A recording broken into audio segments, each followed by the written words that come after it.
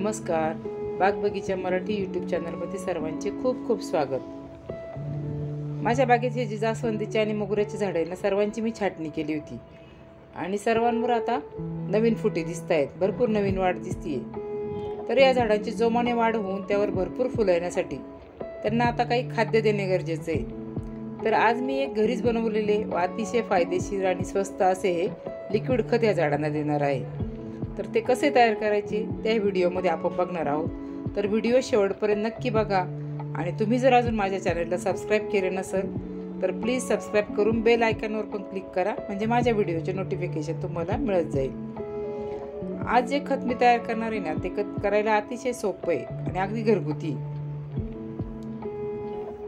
आता हे खत बघा छान तयार झालेले आहे. ते हे खत बघून तुम्हाला अंदाज आला असेल की हे काय आहे. त्याचा पाण्याचा कलर पण आता बदललेला आहे आणि ते आता वापरण्यासाठी तयार आहे. हे जे लिक्विड खत आहे ना, ते असे एकदम पॉवरफुल खत आहे आणि आपल्या झाडांसाठी खूप फायदेशीर आहे. तर आता आपण बघणार आहोत ते कसे तयार करायचे.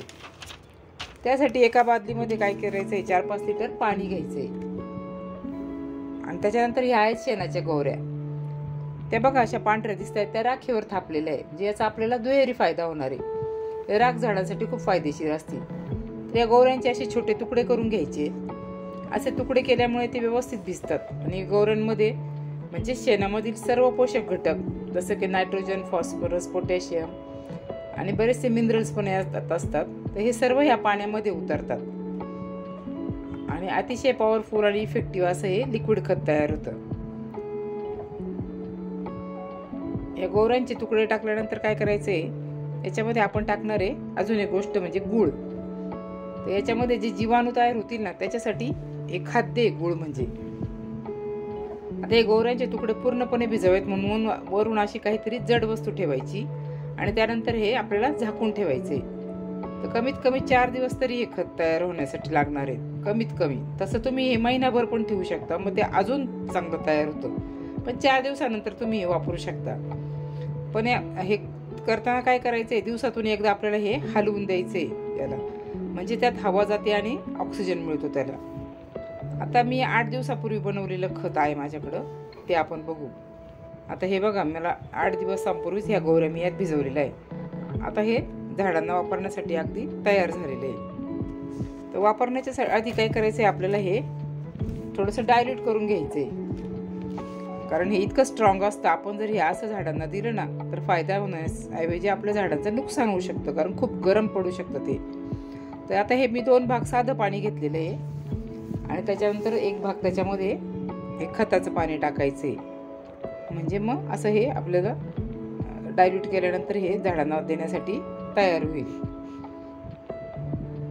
आणि हे झालं आता तयार. तर त्याच्यानंतर आता मी याच्यामध्ये अजून एक गोष्ट मिक्स करणार आहे, ज्याचा खूप फायदा होणार आहे झाडांना.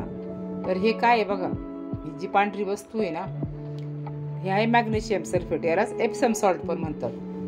हे तुम्हाला कृषीशी संबंधित दुकानात मिळेल. याच्यामुळे काय होतं, झाडांची चांगली वाढ होऊन झाडं घनदाट होतात. हे 1 लिटरसाठी 1 चमचा आपल्याला वापरायचे. याच्या फुलं पण भरपूर येतात आणि फुलांचा आणि पानांचा कलर चांगला होतो आणि साईज पण वाढतो. पानं अगदी हिरवीगार होतात. हे बघा, हे पाण्यामध्ये चांगलं विरघळून घ्यायचं. हे लगेच विरघळतात याच्यामध्ये आणि मग आपल्याला हे झाडांना द्यायचंय.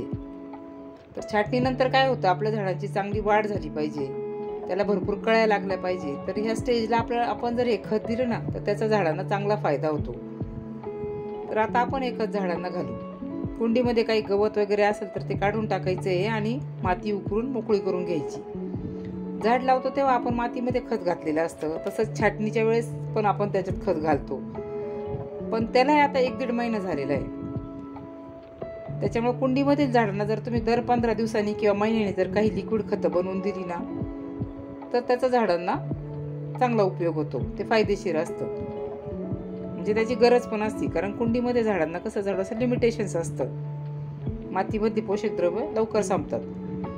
कुंडीमधली माती अगदी कोरडी पाहिजे आणि ओल्या मातीमध्ये कधीच खत द्यायचं नाही. आता हे माझं मोगऱ्याचं झाड बघा, याचे 2 व्हिडिओ माझ्या चॅनलवर मी याच्या अगोदर टाकलेले आहेत. एक त्याची छाटणी कशी केली आणि खतं काय दिली आणि फुलं आल्यानंतरचं पण अगदी फुलांनी माझं झाड गच्च भरलं होतं.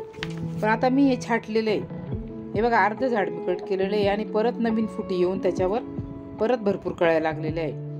याचं काय झालं होतं, माझं 2 दिवसात माझं हे झाड पूर्ण किडींनी खाल्लं होतं. मला औषध मारायच्या आत ते इतकं खाल्लं, माझं दुर्लक्ष झालं थोडंसं, त्यामुळे मी याचा रिकट घेतला होता.